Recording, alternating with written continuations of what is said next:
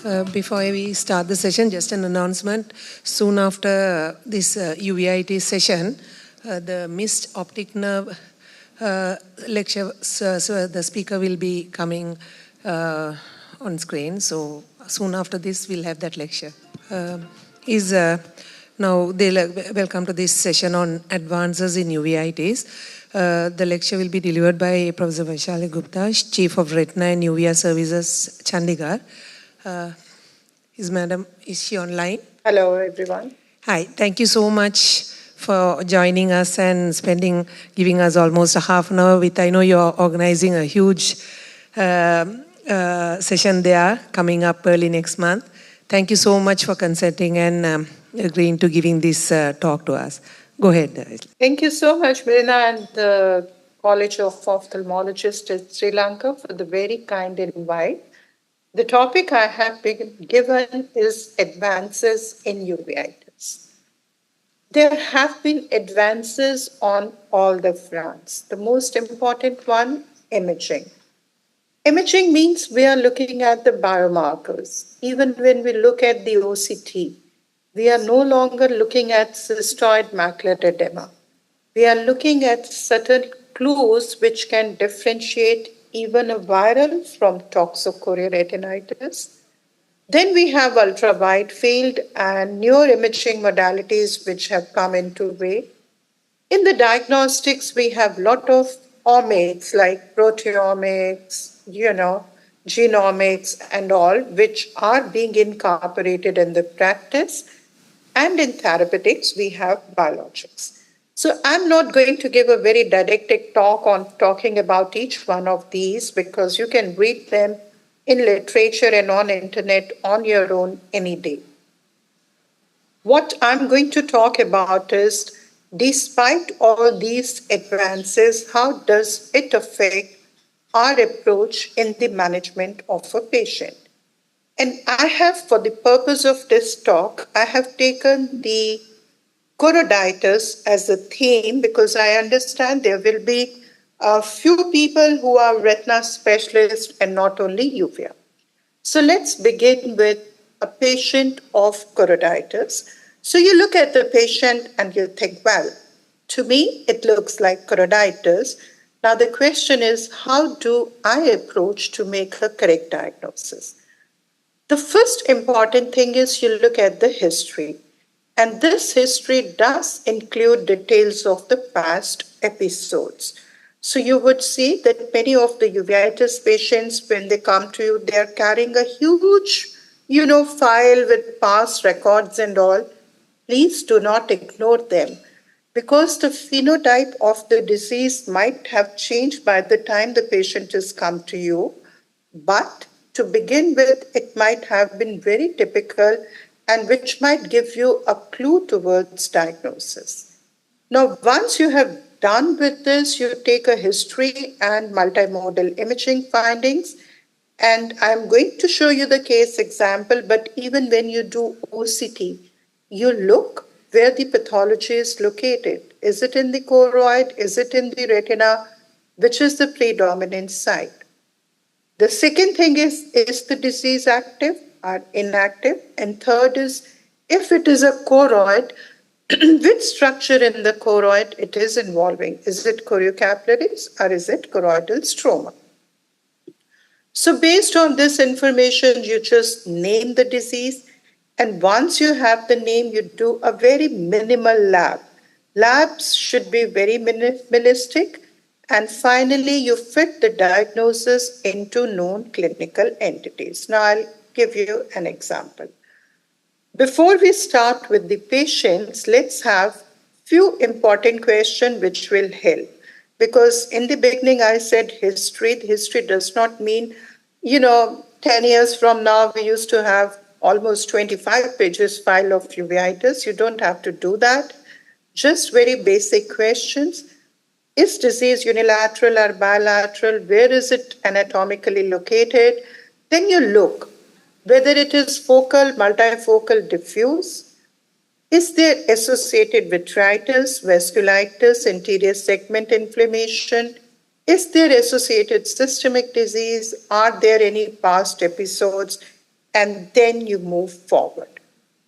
Now, when we talk of advances, we have to understand that everything which is true in medical retina is not true about uveitis. Now, I will give you an example of latest advances we all are getting used to, or we all are using pseudo-color imaging, which is MCI, multicolor imaging, and we no longer, many of us do not even have cameras that take the true color picture. Now I'm showing you example of a patient, and I have even circled the area of interest. So this patient has decreased vision in this eye for 10 days. Honestly, I would pass it off as normal on MCI till the time you see a true color out there. And true color shows you there is a granuloma sitting there in the choroid. So if you are getting caught on to the advances just because the machine is there, it does not mean it will pick up. And if you see, it's the color picture and it's the traditional autofluorescence where you can pick up the pathology. You don't see it on infrared, green, or the blue-red channels, or on the pseudo-color images. So it's very important what you are looking at. Similarly, this is an example of MCI, multicolor imaging, in a patient with serpiginous. When I looked at it, I honestly did not think the disease was active. And look at the arrowhead. It just looks flat to me unless you come to true color, which shows, wow, the arrowheads indicate the active disease and the circle indicates the healed disease. But you see, the disease activity is so well seen on either clinical examination or true color picture. Why I'm showing you this? Simply because you have a beautiful machine which is CSLO based. It may not actually be a substitute for your clinical exam. We did publish this in Retina that multicolor confocal scanning imaging is honestly not a great tool for posterior uveitis. The second component, I said that you should look whether the disease is active or not. And if you want to monitor the disease activity in choroiditis, autofluorescence, which is, a non-invasive investigation, is a very good tool. For example, this patient has nasal choroiditis and the lesions are hyper. Hyperautofluorescence means the lesions are active. As they start healing, as you can see, the nasal lesions are healing. They become more and more hypo. But if you focus just below the fovea, there is a new lesion which has appeared. That lesion is hyperautofluorescence. So autofluorescence is a very good modality in monitoring the response to therapy. Hyper is active, hypo is inactive, and in between you have the lesions becoming from hyper to less hyper and more hypo. This is just to give an example of how we monitor the patient. For example, this patient was a TB serpiginous choroiditis. We started the anti-TB treatment and the patient had paradoxical worsening, developing the new lesions.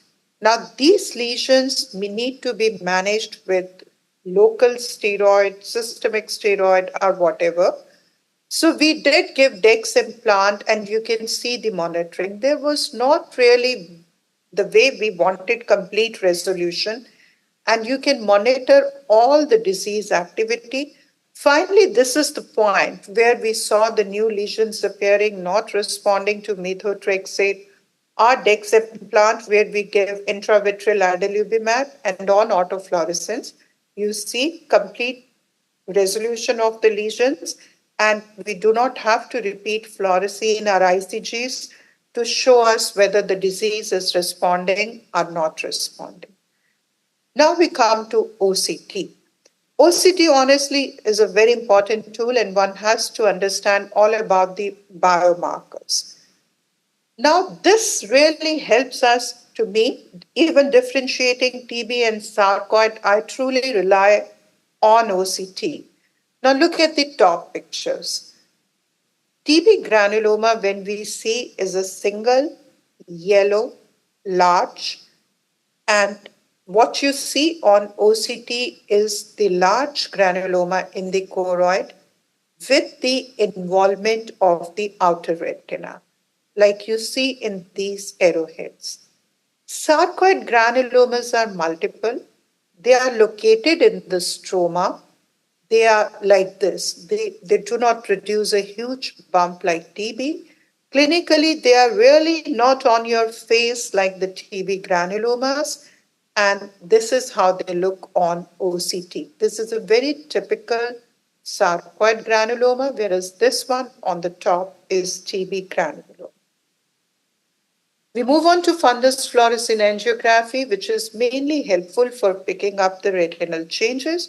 For example, this patient comes to you, he has vasculitis, he has some choroiditis, you do fluorescein angiography. Now, fluorescein angiography is showing a lot of capillary non-perfusion, so it becomes occlusive vasculitis. The moment you see occlusive vasculitis, few batches of choroiditis, and mostly it's venous, it's most likely to be tuberculosis than any other possibility. ICG, it helps in characterization of the disease, but it's not something which everybody performs in day-to-day practice, so I will not really go into this.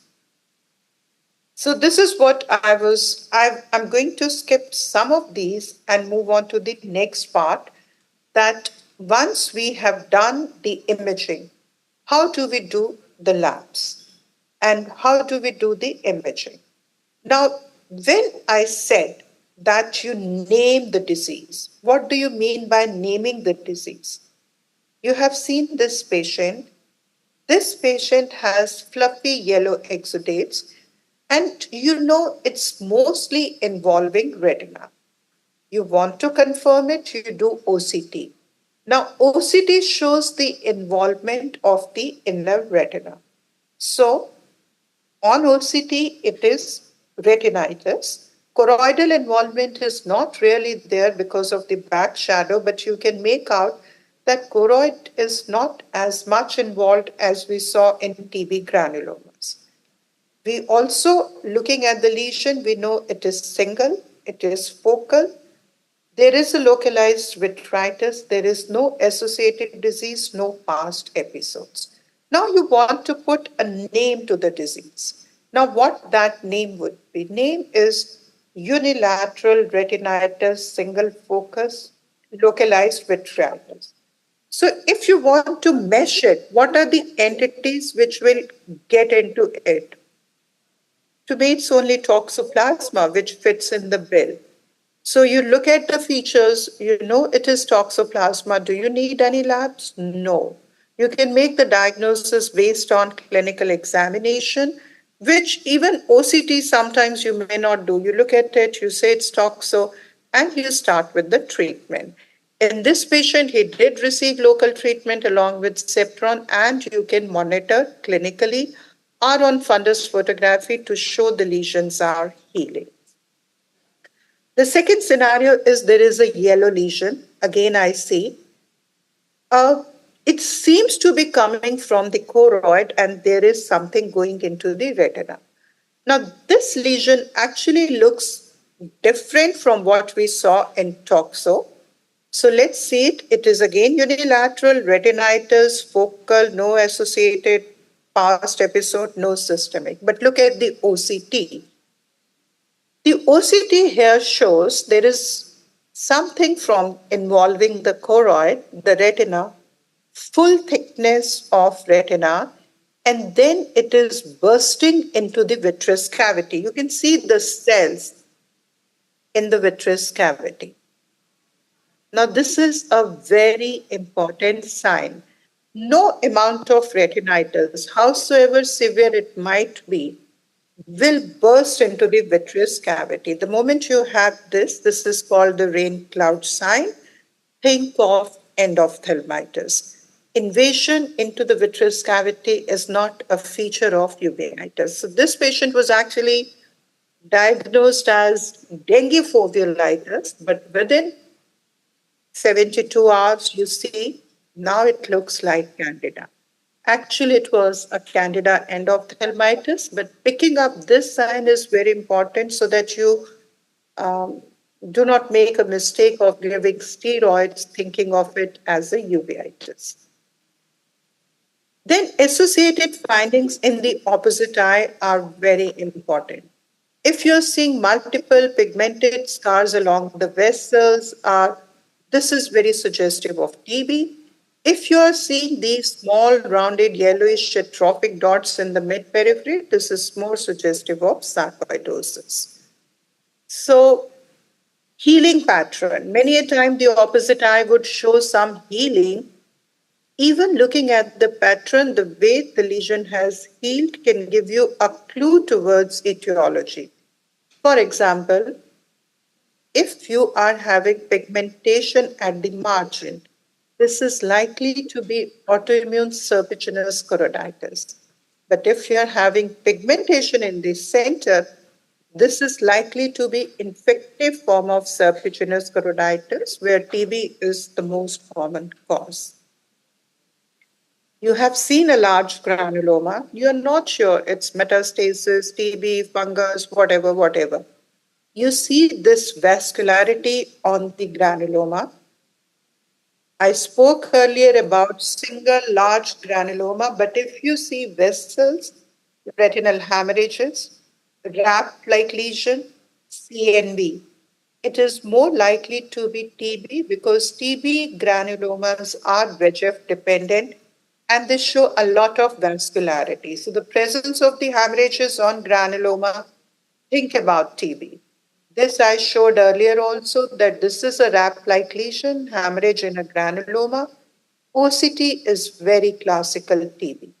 Sarcoid is discrete granuloma, not yellow. OCT shows these oval granulomas located in the stroma, and they're not really involving the outer retina. So wrap in the granuloma, think of TB. So then how would you, fit the diagnosis into known clinical entities and manage? And this is the last leg of my talk, that never ever label the uveitis with a diagnosis, because your treatment will vary on what it is showing from day to day. So the therapeutic objectives are very dynamic. And I will show this case example and end my talk. This is a 30-year-old man who comes with floaters. There is mild inflammation in the anterior segment, mild vitreous cells, and you can see there is choroiditis all over, which is healing. And he has this huge NVD and a pre-retinal bleed. So now, what is your concern for this eye at this moment? So this is the thing, what would you do next in this patient?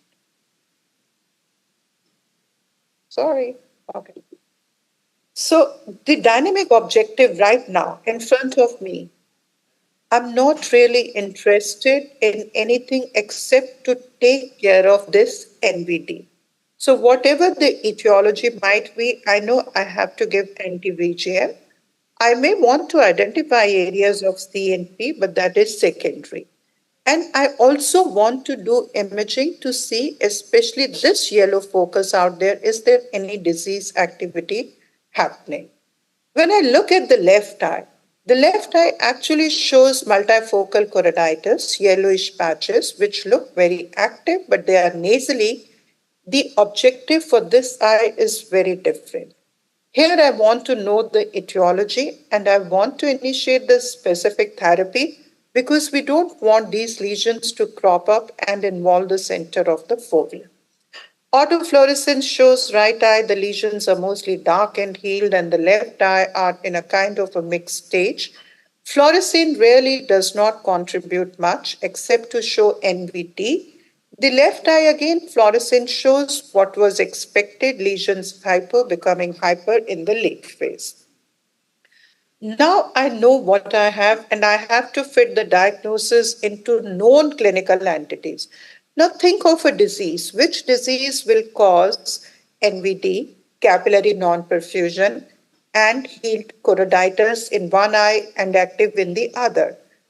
Mostly it is TB, but we can also have syphilis as a differential. So, what will I investigate this patient for? Only for TB and syphilis, which will be I will get my humble Montius test, CECT chest, maybe quantiferon, and TPHA VDRL. He does not need any other investigation for uveitis. So this is how the reports come. PPD skin test is positive, 25 Chest was normal. IGRA is positive. PCR was done because we were injecting, otherwise, and we took the sample. Otherwise, there is no need to do PCR out here. And even if the PCR is negative, to me it is still TB. Other tests were normal, but he had a high blood sugar, which means we can't give him steroids. So, what is the treatment objective at this point? At this point, my treatment objective is not to push in, you know, for the right eye, intravitreal, as I said, anti-VEGF, and I need an endoconsult because I have him ready for giving oral steroid in view of active lesion in the left eye. We have to start specific therapy, which is anti-TB, not for the right eye, but mainly for the left eye, because left eye is the one I'm very concerned about him losing the vision. But I also know that once we start ATT, there is a risk of paradoxical worsening in about 35 to 40%. So he has to be blood sugar controlled. But we have a plan that in case required, we will give him Dex implant after controlling reasonably his blood sugar. So when you see him few days later, right eye is fine. The NVD has regressed and, ATT has been started. There is this small lewd lesion here. Not sure what it is. So we decided to observe at this particular time. This arrowhead there. Left eye ATT was taken and he develops increase in the size of the lesion. So we injected as planned intravitreal Dex implant. Now see what happens in the right eye. The right eye, that small lesion has now grown into a full-fledged big yellow lesion.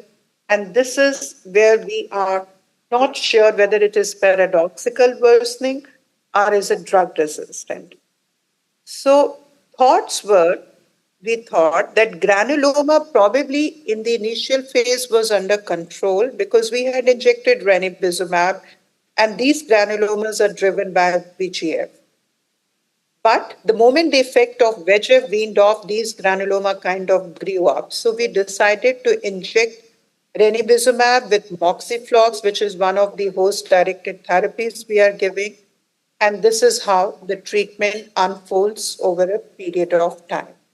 My objective of showing this long case is that many times I'm asked in the meeting, how should we treat? What should we give? We do not have any fixed algorithms that now you give steroids, now you taper, now you do. You have to assess patient every visit, look what he is going through, make your judgment, and then treat what is required.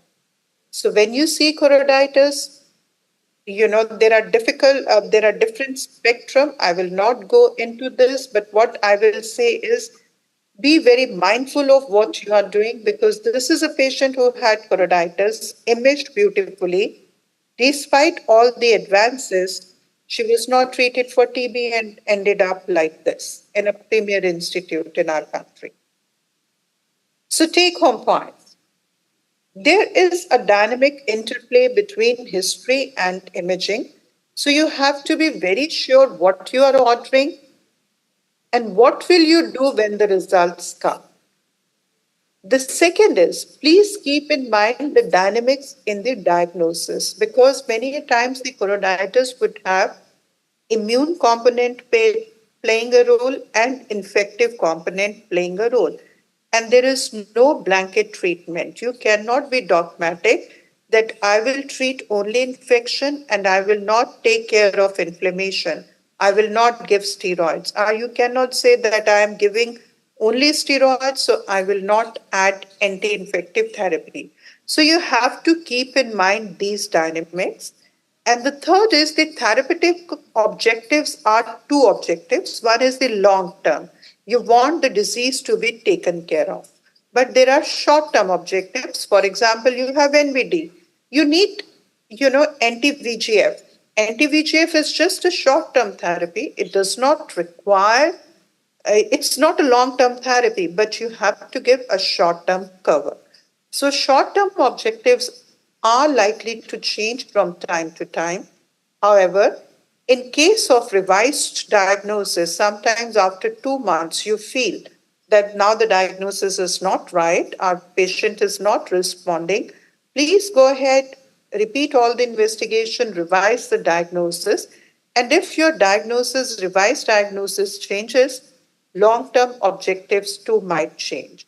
So, despite all the new advancements in protocols, I think we still are with our clinical judgment, looking at the patient. No imaging modality is a substitute for clinical examination. No lab, howsoever advanced omics you may do, is a substitute for your clinical thought process, like what you are looking for. And similarly, the therapeutics are there, but you can't start every patient on biologics simply because they're very effective. You have to have an entire picture, entire context in mind, think about the risk versus benefit, and then take your decision, which I'm sure you will take the best decision. Thank you very much once again for giving me the opportunity. Mamila, do we have time for any questions? Just few questions. Anyone from the audience? Thank you very much, Vaishali, for your wonderful covering of the whole concept of uveitis, posterior choroiditis. Anyone from the audience? Yes, we have one question. Hi, Vaishali. Generally, when we treat TB uveitis, we talk about giving steroids and then, giving ATT as well as steroids. Do you have the same regime for optic neuritis with MANT2 positive optic neuritis? Optic neuritis, which is Montez positive, I will not treat with ATT. I would just treat with steroids because that phenotype is not very suggestive of TB in the first place. And the second thing is that when we gave the COTS guideline, the first and the fourth most important thing was what you are looking in the eye should be suggestive or should be a phenotype which represents TB. And optic neuritis, to my mind, does not represent TB. So I will not really treat optic neuritis with anti-TB. I will just treat it with steroids. That's it for me. What if there is some, like if it is neuroretinitis or some exudate seen in the outer plexiform layer? Do you still take it as neuroretinitis or it is? Even if I take it as neuroretinitis, I know it is not multibacillary disease, which is going to develop into abscess or something with my steroids. However, if there is a small granuloma sitting somewhere, along with that neuroretinitis, I will add anti-TB to it. But if there is no granuloma, it is purely because some hard exudates can be seen as a part of optic neuritis as well. So I will not really jump to add ATT because in this particular patient, I will have to give ethambutol sparing regimen, levoflox and maybe streptomycin. So that I need to be very sure that what I'm seeing is TB. So I will give him steroids, keep him under close observation. If he evolves into any phenotype which looks like TB, I will add ATT to it. Otherwise, I will just treat it as optic neuritis. Would you do a TB PCR? I heard that you probably don't consider it in our part of the country, our part of the world. So would you do TB PCR in a patient with optic neuroretinitis with MANTO positive? No. No. Thank you. I will not even order Montules for my optic neuritis patients. So one quick Because question. that's the problem. Once I order it and it comes positive, it confuses me. But when I see optic neuritis, I don't keep TB as a possibility for all, unless there is something in the eye. If there is optic neuritis with some peripheral vasculitis, if there is optic neuritis with some choroiditis in the same eye or in the opposite eye. But then to me, that is not optic neuritis. Then it becomes something different. So when I say optic neuritis, as in the context of neuro-ophthalmology, I do not test them for typical optic neuritis. Thank you. Okay, since our next speaker is online, thank you so much, Vaishali, for joining us. Hopefully next year you can, in high time, you come to Sri Lanka, quite a long time. If there are no queues next year, probably you can make it. Thank you. Absolutely. Thank you so much. Thank you. Thank you.